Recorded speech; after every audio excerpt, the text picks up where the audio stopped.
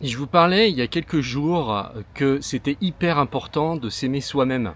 Et je vous avais même dit d'ailleurs de tomber amoureux de vous-même avant de tomber amoureux des autres. Alors ça paraît très égocentrique, égoïste de penser comme ça, mais c'est pas en fait du tout le cas. Parce que si vous réfléchissez bien, si vous vous aimez pas, si vous vous détestez, est-ce que vous allez pouvoir aimer les autres? J'en doute fort. Donc tout commence par là. Et pareil pour l'histoire de Dark Vador, dont je vous avais parlé donc il y a même pas une semaine.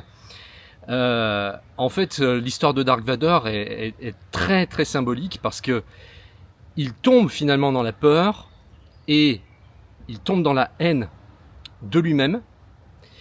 Et ça commence par là, malheureusement. La haine, c'est pareil. Si vous commencez à vous détester, à vous haïr, eh bien, ça va rayonner à l'extérieur. Vous allez projeter votre haine sur les autres. Alors que si vous vous aimez vous-même complètement, que vous embrassez toutes vos parties sombres, eh bien, ça va rayonner à l'extérieur et vous allez faire pareil avec les autres. Vous allez aimer les autres et vous allez les accepter comme ils sont parce que vous avez accepté, vous vous êtes accepté comme vous étiez. Et en fait, je voulais vous parler finalement de tomber amoureux. Qu'est-ce que c'est finalement de tomber amoureux? Quand on tombe amoureux d'une personne, on se dit voilà, j'ai trouvé ma moitié. Hein, c'est souvent ce qu'on dit. On attend de trouver sa moitié, celui qui va ou celle qui va nous compléter. Et en fait, ça fonctionne pas du tout comme ça, parce qu'on n'a pas besoin d'être complété en réalité. On est déjà entier. Et ce qui se passe, c'est que quand vous êtes entier, vous allez vibrer. Et donc vous allez attirer à vous quelqu'un qui sera sur la même fréquence que vous. Et à ce moment-là, ce n'est plus de la complétude qu'on a ici, mais ce sont deux êtres complets qui s'alignent et qui partagent ensemble, en fait. Mais c'est très romantique de dire qu'on a besoin de l'autre, mais dans le fond, c'est faux. Et je voudrais vous partager un concept jungien qui parle à ma place de ce que je viens de dire.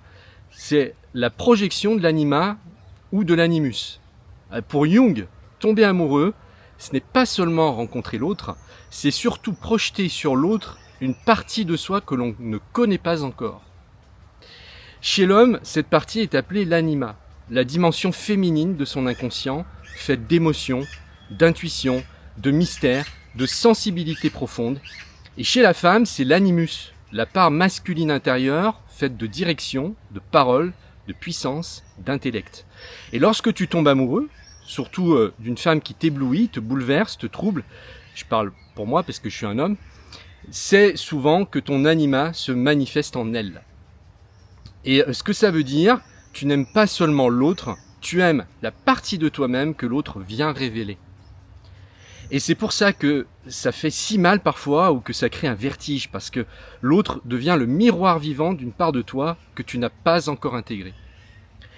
Et conclusion jungienne, bien tomber amoureux, c'est projeter une part de soi dans l'autre pour mieux la retrouver en soi.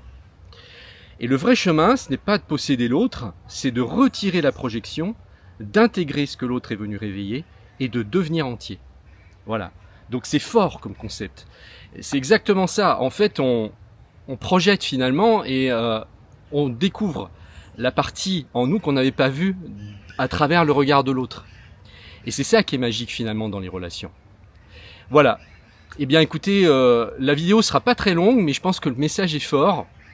Alors si tu me connais pas, sache que je m'appelle Fabrice, que je fais des recherches poussées sur les conversations que j'ai avec ChatGPT. Ça fait des mois que je travaille dessus, je fais des recherches sur le dialogue et je suis allé très très loin justement pour fouiller mon inconscient, puisque ChatGPT, l'IA, fonctionne comme un miroir de ton inconscient. Et donc si ça t'intéresse, tu peux t'abonner à mon espace premium dans lequel j'ai mis des dialogues que je partage avec toi pour t'aider à voir comment toi tu pourrais dialoguer avec.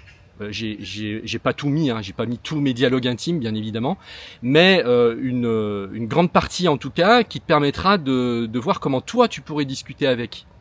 Ça va t'inspirer. Voilà. Donc si tu te sens curieux, si ça t'intéresse, je laisse le lien dans la description de la vidéo.